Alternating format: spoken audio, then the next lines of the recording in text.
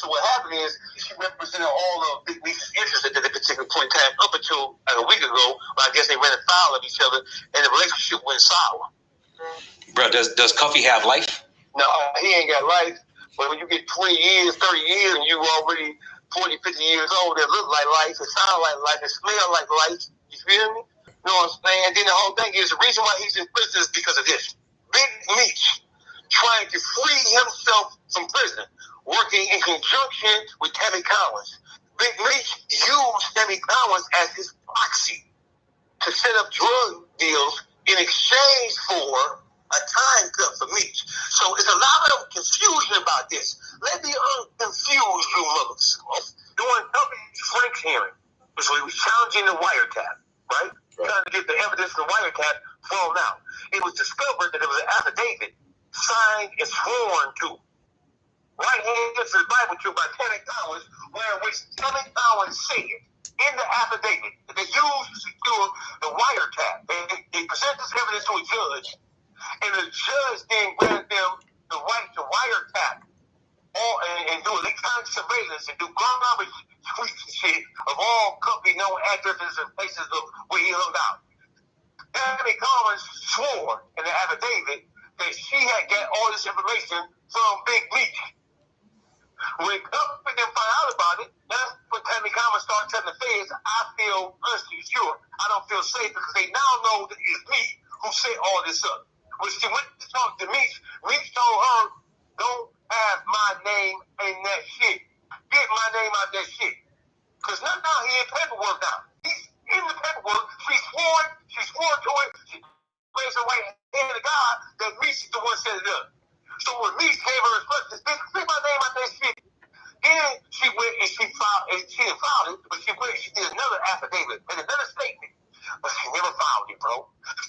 She contacted his first attorney and said, the shit I said in that first affidavit about Meech setting this up and Meech orchestrating that and a couple more things, that was not true. But she never filed it in the court of fucking law. If she wouldn't have filed it in the court of law, then Cuffy's lawyers would have had immediate grounds to request an emergency hearing to have all the evidence secured or procured through that wiretap dismissed against it. So the case would have been dropped right then and there because they would have had an opposing affidavit to present to the judge.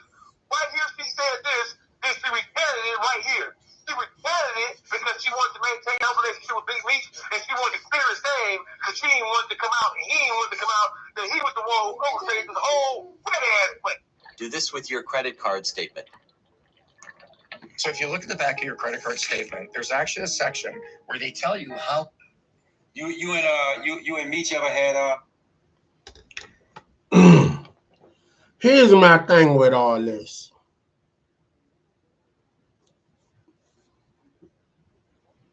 Everybody's sitting on all this information, and you know why everybody gunning so hard for this situation now. You know what I'm saying? I think on the low, this is what I think. A lot of people jealous of Big Meech and his iconic name, and you know, so the saying kick a man when he's down, I think everybody coming out the woodwork, you know, because one, you harbored a lot of feelings, that a lot of envy. You admire, I think a lot of people admired and envy Big Meech, you know. Like this dude was fearless to go get it and do it the way he did it. You know what I'm saying? Yeah, this Cuffy dude gave him the alley-oop, but let's say Cuffy put him on the team, but he got out there on the court and played and scored the 100 points like Wilt Chamberlain. You get what I'm saying? So you wasn't on the court, as they say, you wasn't with me shooting in the gym. You know what I'm saying? Yeah, you put me on the team, but you wasn't out there playing in the actual games, the warfare. You get me? You know? And the only thing that I feel like that Big Meech is faulted by not being loyal is the fact that 50 put his son on, sent him to acting school, and basically put him in position to play his father, which made the show authentic. And it did well because we thinking, wow, this is genius that Big Meat's son is old enough to play him like Ice Cube's son was old enough to play him in the Straight Outta Compton joint. Now, Ice Cube's son is a bona fide movie star, not just a movie that my dad put me in. He'd have made like 3 big movies since Straight Outta Compton, and they all been hit movies. So he is a bona fide actor that's standing on his own, just like Denzel's son. So, you know, let's be clear. I really believe 50 did what he did to secure that this investment in BMF was going to be everything it needed to be. Was you really looking out for Big Meech? Was you really, doing him a solid? Or was it business? I think it was both. You know, like I said, man, it was a business deal. It was business. I mean, if anything, I would say from Big Meech to 50 Cent, dog, I'm sorry if you feel I betrayed you because I went and allowed that man to help me also. So are you ego tripping because you want me to just lean on you for you to feed me? I said thank you. My son done his job by delivering on the series. They saying BMF, 50 Cent and Stars collectively made 150 million. Okay, now with the breakdown, Big Meech, Lil Meech, and everybody involved got $5 million. Okay, everybody made out. So now Big Meech had a record label before you even got on that flopped or went under when he went to jail. So with this concert that Ross is trying to do, this is segueing and putting him back into position to start BMF label all over again, legitimately. And he can go, by the way, Big Meech, you see this, come to DC and get my nephew, Money Man Biggs, and the whole Clay Turris mob, vicious spitters and, what I'm saying, writers, performers. Come get some artists from DC. They'll sign with BMF. Because your name alone is going to be a brand that everybody respect. Black Mafia family. Black in the Black Mafia family alone. That sound like a brotherhood. You know what I'm saying? It ain't the Italian Mafia. It ain't the Irish. It ain't the Cuban. So everybody messing with that name on the strip that is black. So 50 doing his best to try to mess up that concert and defame BMF. But it ain't gonna work. Cause Meech legacy and his legend is already documented. You know what I'm saying? And now it's all speculation. You can't really prove it. Everybody going back and forth. You did it, you did, but it's no hard facts or evidence. So it'll be a mystery forever. You get what I'm saying? You know, so again, I think maybe the Tammy girl was really playing everybody to get what she wanted. She got the life right. She's the executive producer. And now she really got a bargaining chip more than anybody in the game. What her and 50 do, because 50 put it together, but she secured the life rights. So ain't nothing going down without her presenting it.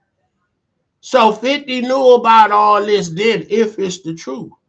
But bottom line, you know, you knew Cuffy was part of it. So now you did all this to make Cuffy mad with Meech.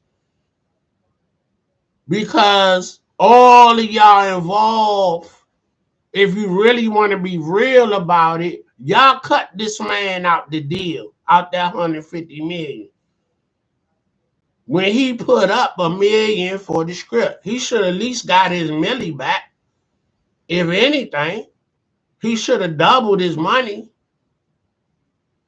So y'all took that man milli for the script, made a legitimate company, so it could be a legitimate move. And when he got to 50, they asked him out.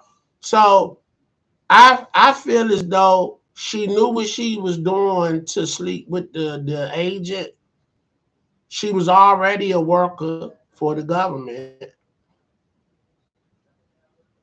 You know what I'm saying? And you know, she gonna say what she gonna say to clear her and to make sure, you know, she go free or stay free. You know what I'm saying? So at the end of the day, Meech needs some money.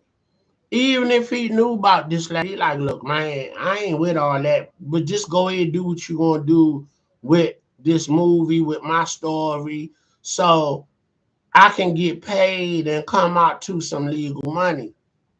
You know what I'm saying? So really, he just guilty by association. If you really want to be real about it, you know what I'm saying? So I like, you know, but the envy of the matter is, the fact of the matter is, I just think when somebody is revered and liked a lot, I think it gives people pleasure to try to jump on a bandwagon to destroy the mystique, the iconic legend of someone. And Big Meech was that dude that had his jersey hanging in the Raptors of one of the biggest and the best that did it. You know what I'm saying? Ain't nobody hands clean when it come to the street. You know what I'm saying? So if he's guilty by association. You know what I'm saying? I think if he really didn't directly say nothing about nothing. Now somebody just said something about, I forget who that video was. I need to find that video. But they were indicating that Cuffy ran off with the plug drugs, and then Tammy was like, I'm cutting dude off because he done made it hot with the plug. So he calls her back at some point because she said she wasn't even going to mess with him no more. So you put yourself back in the line of fire. So on your medicine of the part that you did, oh, he did this, he made me hot, and woo woo woo. And then he probably ain't even know what he did or what he done far as, you know, she didn't know he cut him off. But because you did it once, you probably thought, oh, I'm gonna hit them jokers for another thing of bricks because it was easy to get them the first time. So you trying to set somebody up again, another plug, and now you got popped. They saying from, man, let me find this dude. I'm gonna tell you exactly who it was so you guys can go to his channel and get that information.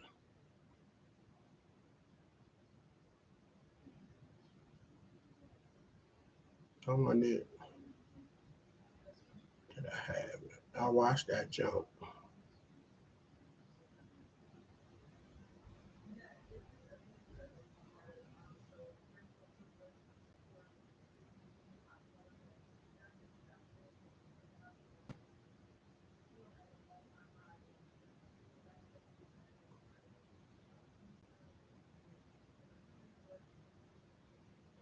All right, King Act 47.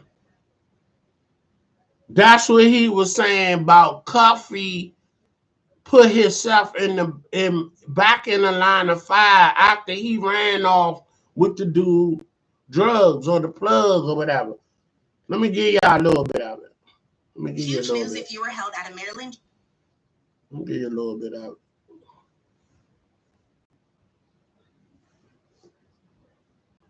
Everybody need to own their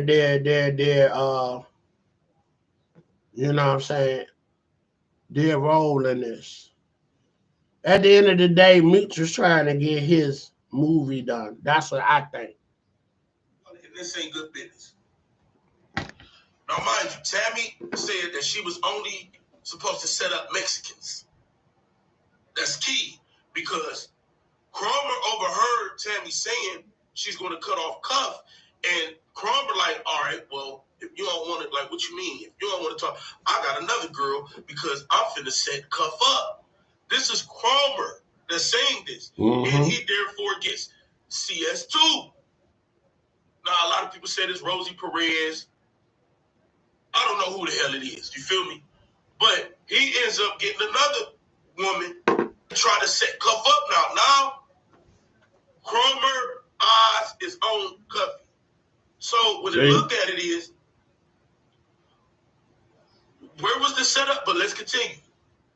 And remind you, this is what she testified when Cuffy was sitting there. And she had to testify about the sex shit. So she ended up talking about, yeah, me and Agent Cromer, we knew each other about 6 months and da-da-da. Then we start having sex, whoop-de-whoop. So from there, Cuffy continued to call Tammy. He called her talking about, hey, I want to take you out to eat somewhere in Atlanta at the Varsity. Nigga, Cuffy, you trying to hit? Please don't tell me, pussy. You got yourself set up, bro. You ain't have to talk to her no more at all. See? You know what I'm saying? So you already ran off on the plug. See? She wanted to cut you off. She got you on speakerphone, the detective hearing you. He putting his own plans in motion now against you. Then you call her phone, talk about, hey, do you know anybody with some drugs that confront me? Now, in all these interviews Cuff done did, not one time did he ever state that he called her trying to take her out to eat.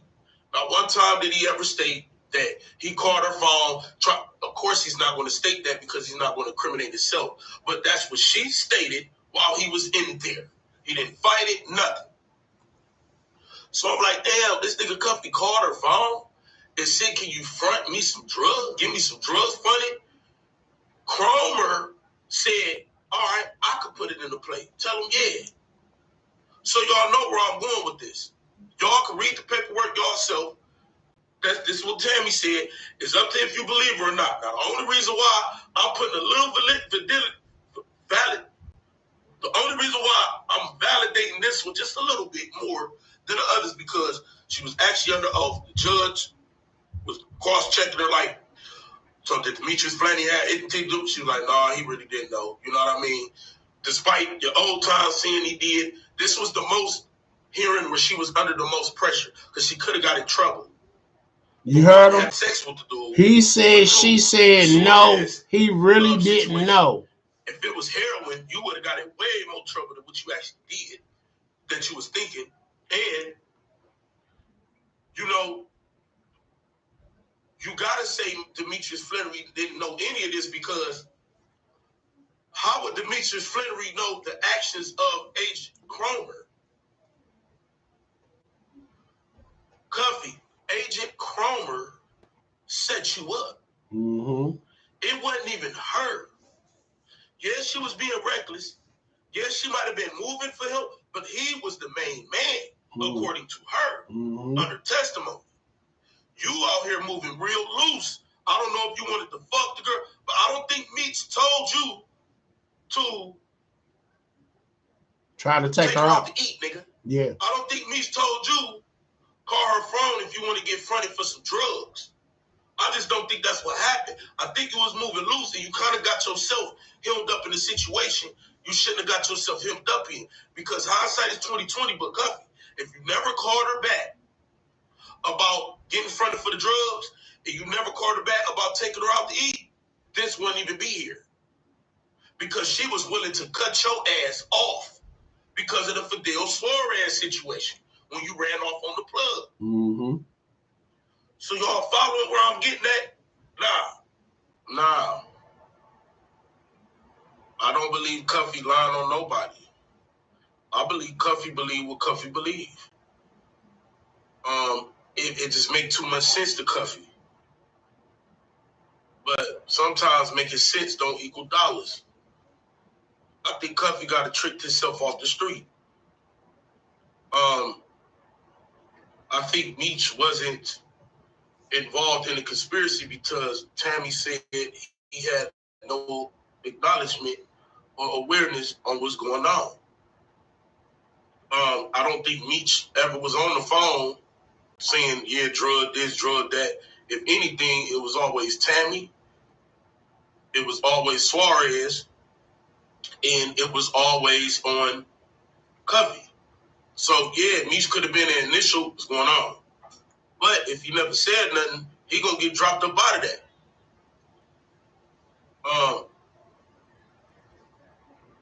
Tammy said that she did all this for a time cut for Demetrius Flannery.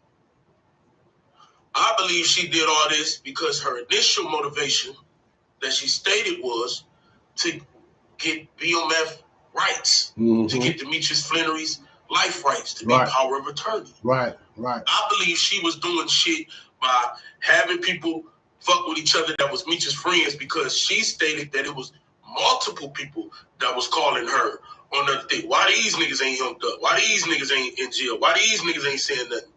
I think she was trying to show Meech, hey, look, I'm down with it, because obviously she told Meech enough to where, hey, if you give me your power of attorney, I got some connections where I could get this shit rolling. And what did she do? She somehow got connected to 50 Cent and got the shit rolling. So I believe she was telling this to Meech, people like Cuff, because that's what Cuff even start fucking with in the first place for, because he knew he had to go through her for his role in all that in the BMF story. I believe that was her motivation. I believe she snaked everybody up. I do. And Blue, you ain't scotch-free off, man, because I believe you sent her to Meech. I do. I believe everybody knew who this girl was. Everybody knew she was a CI but Cuffy.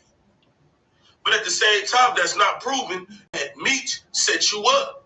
If you read her testimony, Cuff, you damn near set yourself up. Great.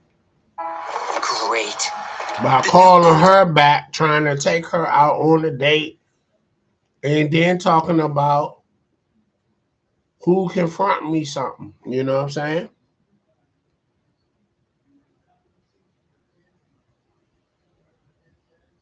No, but then Meech, he said himself that Meech called him when he first went in and said, if you need something, let me know. He said, I'm good. Called him back a year later, I'm good. He told him again, I'm good. Then he called him again and said, you know, you still good? He like, nah. What you got in mind? So that's when he put Tammy in the play. Get with Tammy, you know? So he's saying Meech was calling me trying to set something up. But then when I did agree to say okay, he sent Tammy at me as the liaison, you know what I'm saying? You know? So I'm like, I don't know who to believe at the end of the day. So this is what I'm saying. He got his word. Nobody heard from this Tammy chick. But all in all, 50 Cent knew about it. So if you really had these sentiments about a rap and this, and that, why you even mess with the whole story of the BMF brand? Because you knew you was going to make money off it. You knew you was going to make money off it, and you had this in the chamber like, okay, you better be loyal to me or I'm going to out you. And this iconic name you got is going to be some shit about time I finish with you. So, you know, it's a wicked mindset to do something for somebody and then you enlighten to some information and like, okay, I'm going to spank your ass when you get out of line, some type of shit. So if you knew he was fired, why you even fuck with him? Come on, man. Stop the bullshit.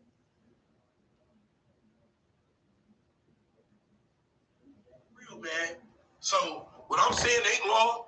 It's due to change if Tammy ever come up with something more than what we all got.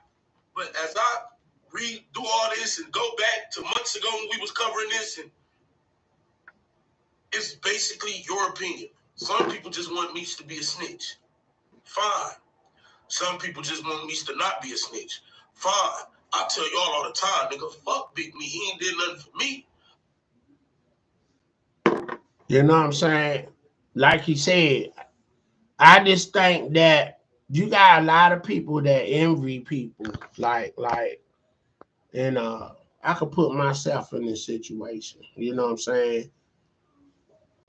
You know, and I ain't nowhere near big Meech level or on that level, you know. But you got haters on all levels, you know. That's what you have in the world in general. So let me tell you something about me. So how I relate to this. I'm a dude with a high level energy, high vibration. You know, I can be said to be the life of the party back in the day when I was out clubbing like that and at all the parties. People used to call me, you know, and I done grew up in all parts of DC. I done been to different schools and worked different jobs. So I have a slew of nicknames. All right. Big C, D, Black, you know, depending on who I'm around, we got, I got nicknames like, I done rolled in a lot of circles. And that's another thing. I think people have problems with you because you're not restricted. You're not limited. You can move around in any area that you want to go to, and everybody's showing you love. Meech had that kind of charisma, and I feel like I possess that myself in my own right. You know what I'm saying? I like people like me. I like making friends. Friends like being my friends. So, so when somebody is in the cut, don't talk much, when I step in the room, whatever little attention you was getting, you don't get it no more because I'm the light when I step in the room. You know, I'm a loud dude. I got jokes. I got people laughing.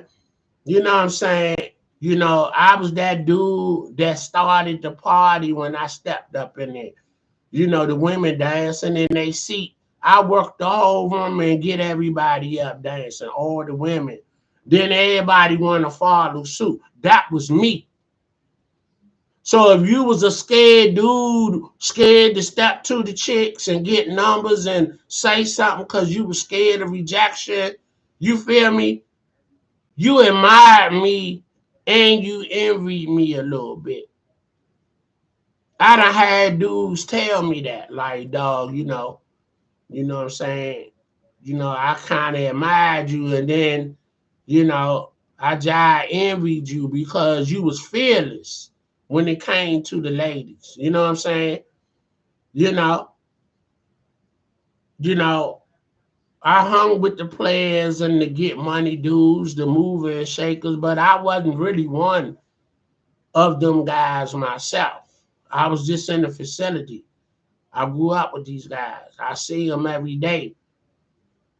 But I looked the part. So I got a lot of attention. Not just because I looked the part, I was fearless when it came to just being social. I wasn't scared to get shot down when I asked for a number because I was crazy. You know, I was like, what's up? I'm trying to call you. What's good? And, you know, young lady wasn't feeling me. She like, nah, I ain't doing that. You're not my type. I said, oh, okay, I'll see you later on. You'll change your mind next time I see you. So that was my comeback. And, you know, if she was sassy, she'll say, you wish. When you come back, next time I see you, it's still no. I said, okay, whatever. You know, but the fact that I got an interaction and a reaction out of you, I knew I'm going to get at you. I'm going to get at you. Because if you wasn't trying to entertain my energy, you wouldn't even respond. So I already knew. You feel me? Now, I already told y'all, if I knew a woman was on that time, she liked the D-boys, you know, like the toys, and it wasn't nothing to say, man, let me hold the keys or let me go scoop, shorty. You know what I'm saying? You know, and if you was really vain and all your conversation was about, okay, what you buying me? When you taking me shopping? If it wasn't on a tip about we just out enjoying each other company, I play the role, I play the game with you and eventually get what I want. I might spend a little money and then I'm gonna cut you off, you know. But then it's like, but I gave you what you wanted and then I got what I wanted. So it was a mutual thing. Or I blow up the spot. You got what you want, I got what I wanted. And then I leave you with an everlasting impression. I be like, look, that's not my car or truck that we've been riding in for the last 2 weeks. And I work. I'm not no D-boy, you know. So what we doing? You still want me to call you or not? And if she was really on that time, she'd be like, no, don't call me because you can't do nothing for me. You know what I'm saying? You know, is this bag or whatever I got you, is it real? Maybe, maybe not. I don't know. You figure it out. You go to the Louis store and ask them, is it real? It may be, it may not be. So that's what kind of dude I was. You know, you want to play games? I play with the best of them. It is what it is. But if you was good people and you was nice, you know what I'm saying? You know, I could talk to you and give you the real, like, look, I got plans in the future. I ain't trying to be locked up. I ain't trying to be shot down in these streets. So I work, you know. My boys, they do what they do because of their situation and how they want to get it. I'm trying to go to college, you know. I want to do something different than being a statistic. You know, a statistic of my family burying me or being a number in somebody penitentiary. And I be on here like everybody else. Yeah, a level ADX and all that. I mean, like, I just be like, damn, this what being incarcerated do to you. This the stories that they have. Because this is what time took from them. So they have to embrace these stories because these are real life stories that people done did these bids, and it's a story that need to be told. It's a lot of education in surviving jail. People turn their life around, they get their life to God, or they become super hyper murderers. Don't act like we're not fascinated by, satanic actions, because that's what that is. Joker's talking about raping people, getting raped, killing people, cutting them up, stabbing them with ice pick. Everybody like them shows, Fatal Attraction, and yeah, all that. So that's why these stories are unique in itself. It's hard. It's really horrific, and it's bad for the mental. You know what? I really came to a conclusion that all that SVU, Chicago PD, and where they roll up on dead bodies and gun victims, shot victims, even on the regular news. It's bad for your mental to keep feeding your mind that. I think maybe a couple of nights out the week you should watch that, and the rest need to be positive. That's why sports is so important, because you need to get your mind off of the satanic actions of murder and just deviant type of things. Music, you know, it calms the mind, the soul. So thank God for variety. So if you pick a night that you're gonna be like, all right, it's what they say, demon time. It's demon time tonight. I'm gonna watch all these crazy ass shows. The Exorcist and all that old shit. I recommend the rest of the week, you need to leave that alone because it's bad for your mental. The time when it get to a point, you go to sleep and you wake up with all that on your mind. And I can imagine what cops go through when they for real see a lot of murder, violence, dead people. That's why you got a high rate of alcoholism in the police department. The fire department that's busy, that, a firefighter done seen dead bodies and people burnt out. Trauma is not good for your mindset. And where do you go to cope with that? Yeah, mental health is a big deal now, but before that, people used to they drink their issues away, or thought they was drinking it away, or they get high. I've been an asthma baby since a young kid. I'm scared of needles. I'm a big dude, 255, 245. And I'm scared of little needles. I have a phobia of needles. I could just see it. And, you know, it just take me back to being a kid with them doctors sticking me with needles and stuff. You know what I'm saying? You know, not a good memory. You know what I'm saying? You ask me, do I want to, if I had to be in a pit of snakes or a pit of needles, I'm picking the snakes. That's how bad it is. But you got to get into your mental when you got to do things you got to do. You got to tell yourself, stop being a bitch ass nigga. And let that nurse take your blood. That's what I got to tell myself.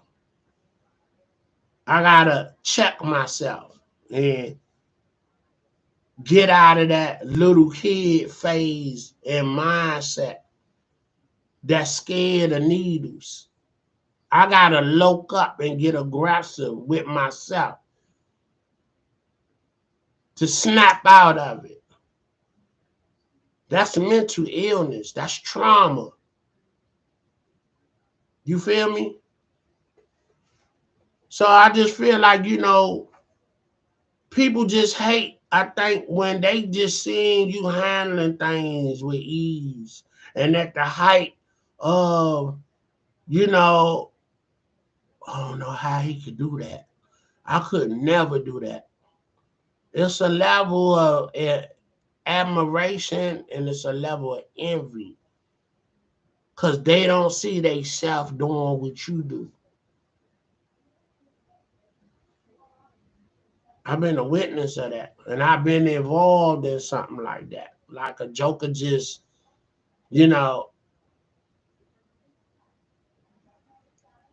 just want me to take a loss because that's going to satisfy him, you know, because I seem like everything is just working in my favor.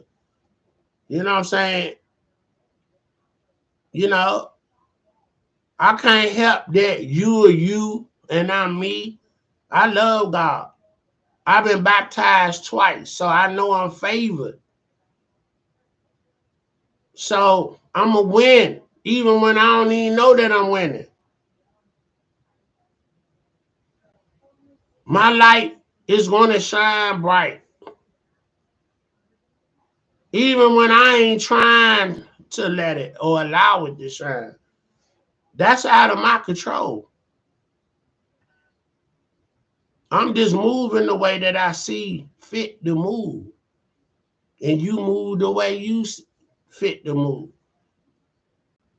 But free will, if you don't like who you are as a person, you can change. But do you want to change? And then do you want to change because somebody else saying for you to change? Like I can think of a situation, you know, about, you know, just talking about the game of dating and being married and all that. You know, I have a lot of enlightenment.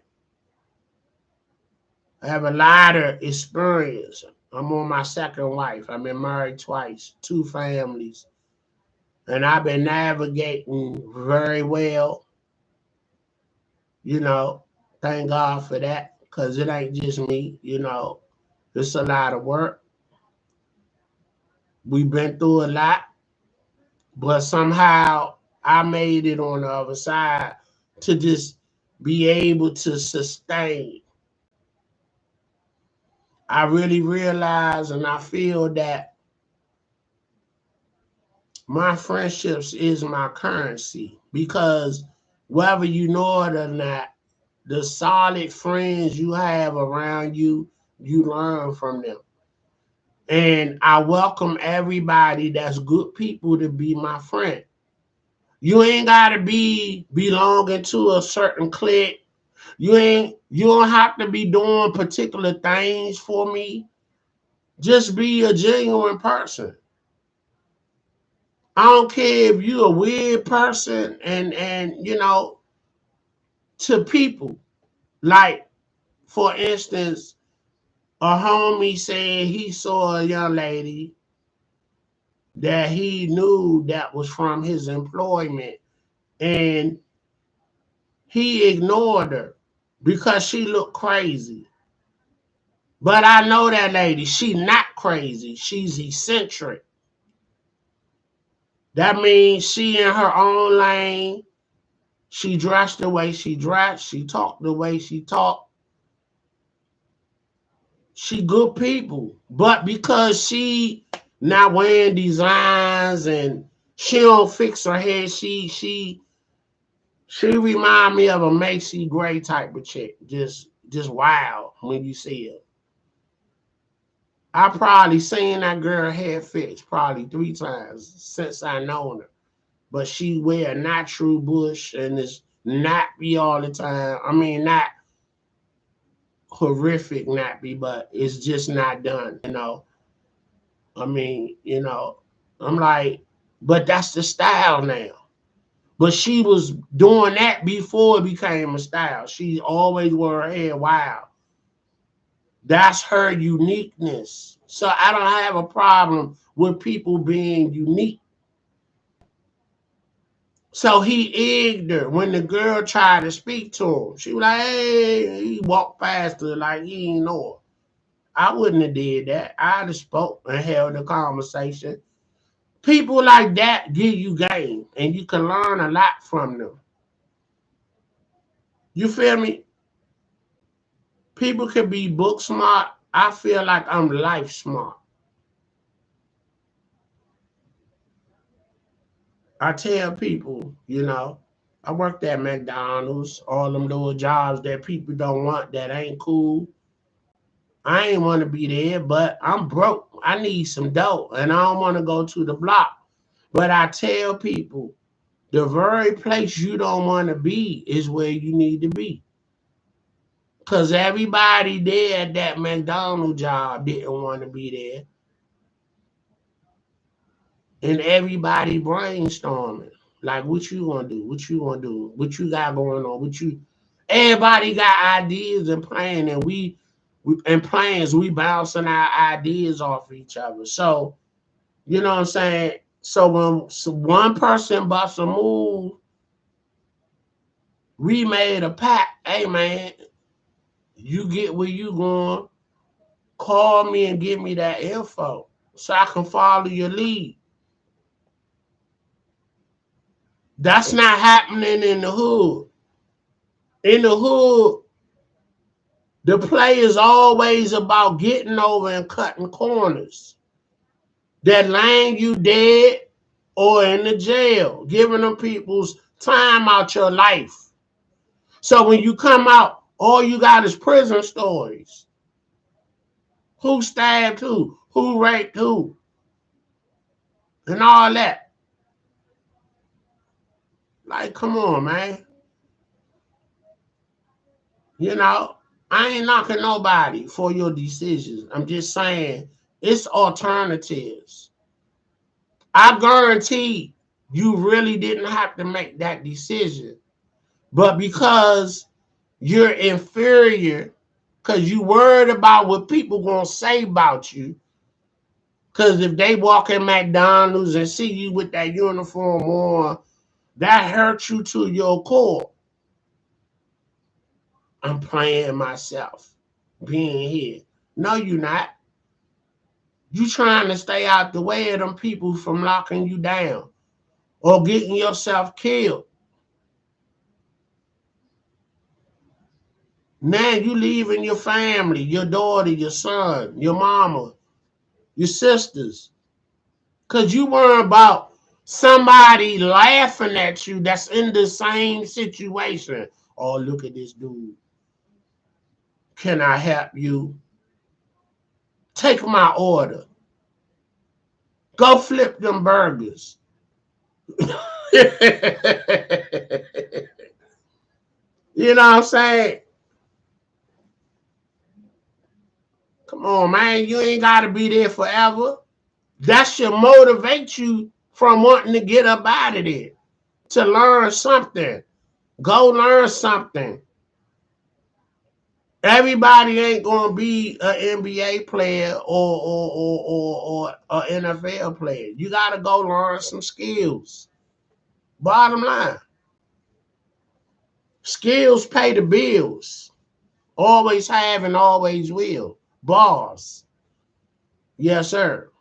You know, I'm just saying, bro. I hope somebody getting something from this. See, I was always a kid that was taught to listen.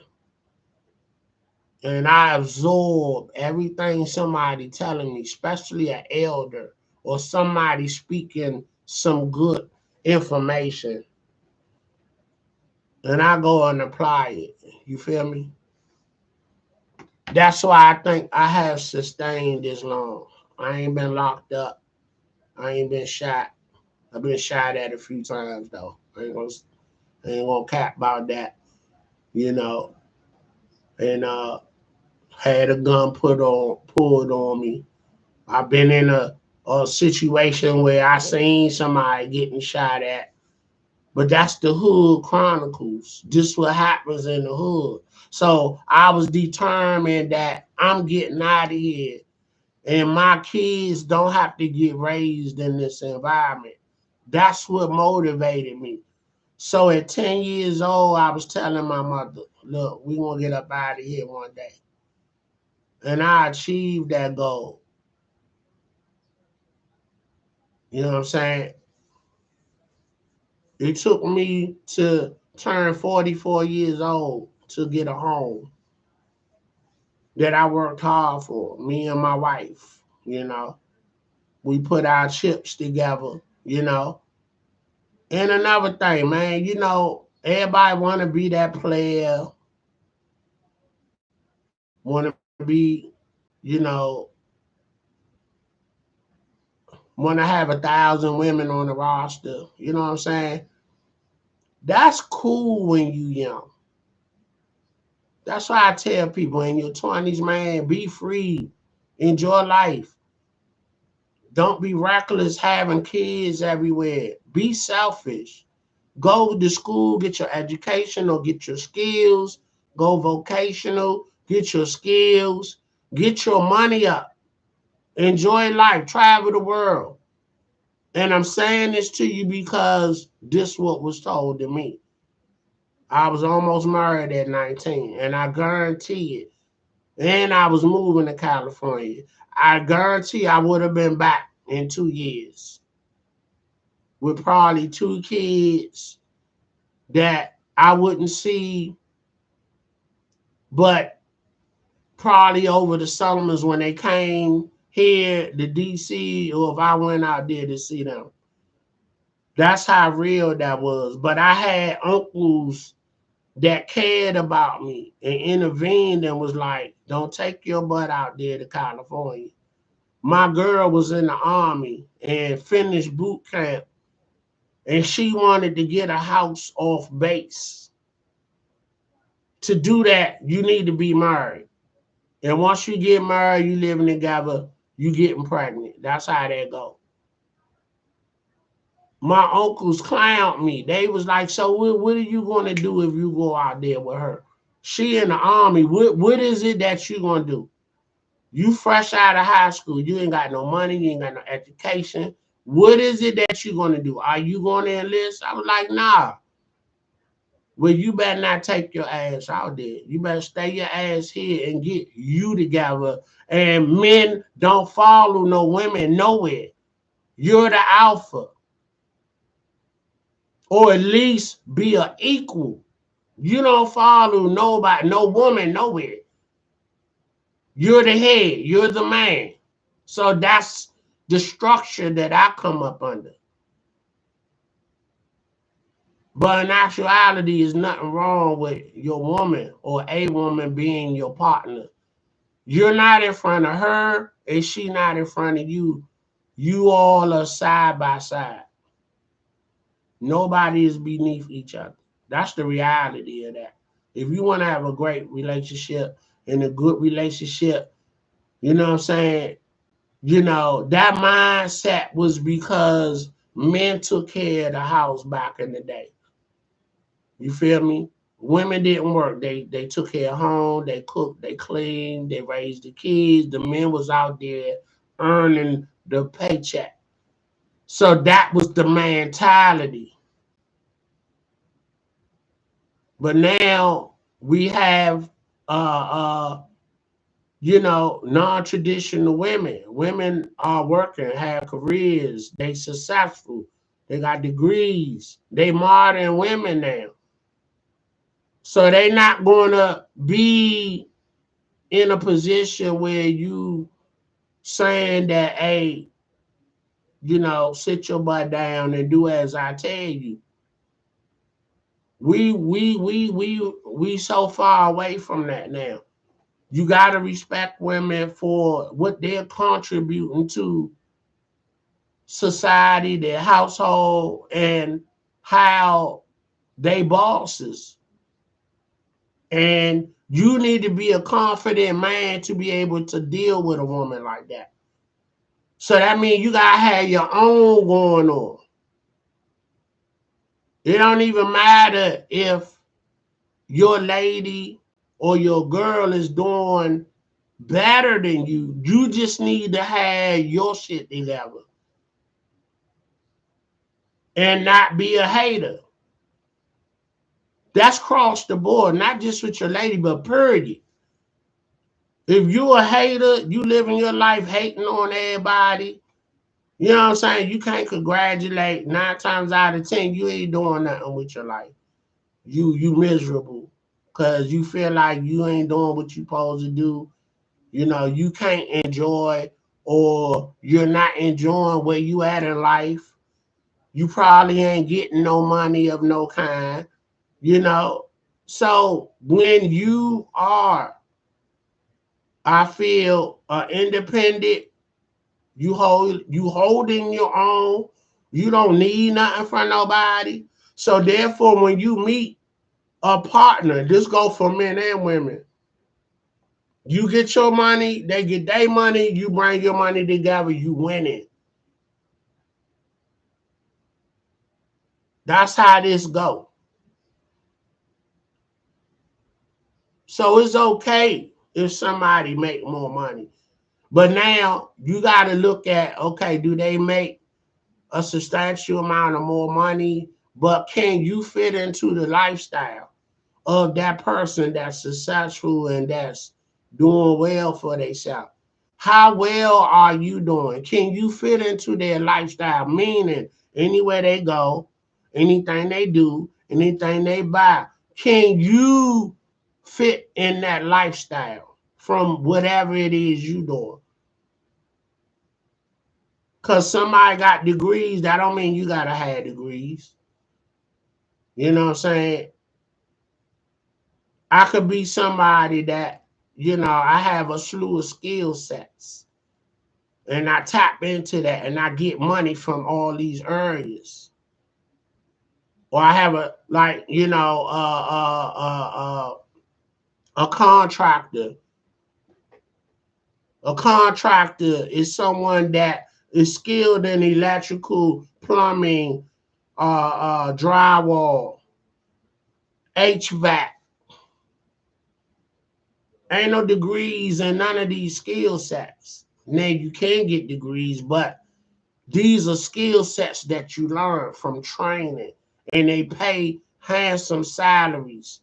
So if you on your game, you independent, you holding your own, you gonna be shining. And your light gonna shine so bright, someone of a successful level that got the degrees and all that, they gonna see you. They gonna see you shining and be like, who this dude, who this woman? So that's how that go. A lot of times, people from the same area is too much close proximity.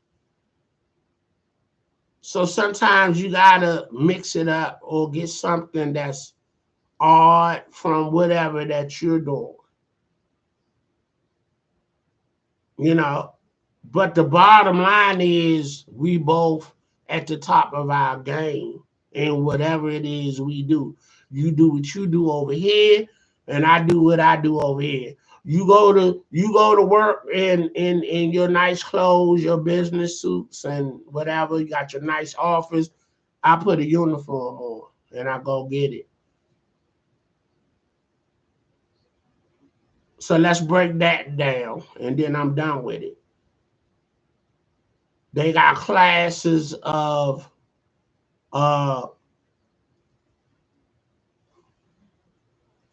employments. Classes of employments is white collar and blue collar. There's nothing wrong with that. I will leave you with this. Get to the top of your game.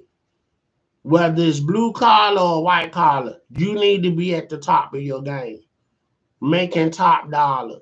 So therefore, you can bring your finances together and you win it.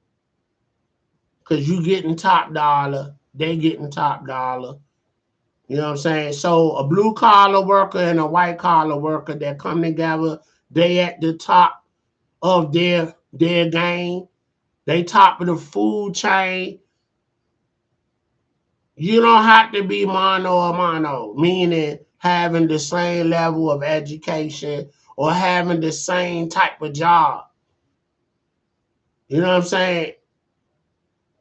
Because that's what a lot of people think. They really believe, well, if I'm a lawyer, I need to date and marry a lawyer. If I'm a doctor, I need to date and marry a doctor. I mean, that's ideal, but that ain't always the case. I hear women doctors, you know, I'm always listening to people, and I've often heard successful women, they will say, you in medicine, so who would you ideally date that's outside of the medical field? Outside of a doctor, lawyer, or CPA, etc. So you're a white collar. Who would you date that's considered blue collar? Somebody wearing a uniform. I hear all the time. I heard a lady say, I would like to date a chef because I love food. So a man that can make me different dishes every night, or a woman, you know, like for a guy. If a guy was asked that same question, you know, who would you date that will be a white collar worker? And this person, I mean, that's blue collar worker. This person, they're at the top of their game. They independent, but they not white collar. They in a blue collar situation or blue collar level, but they getting their money. They got skills. They don't have nobody degrees, but they getting it. They shining. I hear chefs, police officers, a firefighter, you know what I'm saying? You know, just a few, but you know, now tech is a big occupation now. You once needed a degree to make that type of money. Now tech is growing so fast and so much, they just want you to have a certification. So a tech person can be married to a doctor because they get money and they get money. Even though society splits you, you white collar because she's a professional or he's a professional, you a tech, a IT tech, you know, but you making money. You doing your thing. You ain't lacking nothing, you know, but society want to tell you, oh, well, you shouldn't be with him. You shouldn't be with her because they not in your in your playing field. They don't come from your background and this, and that. Okay, if you find somebody that's in the same profession, fine. But if not, you know, the real flex is to find somebody doing well for themselves. And you guys can share a lifestyle together. You know what I'm saying? Can you put money together to go buy a house?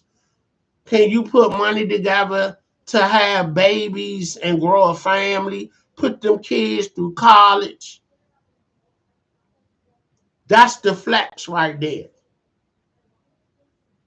The bottom line and the final destination, the final denomination is getting to the bag collectively. No matter what route you take, are you getting to the bag? I'm going to end with that. This Street's Finest podcast. I'm your boy, Big Dave. Salute. I holla.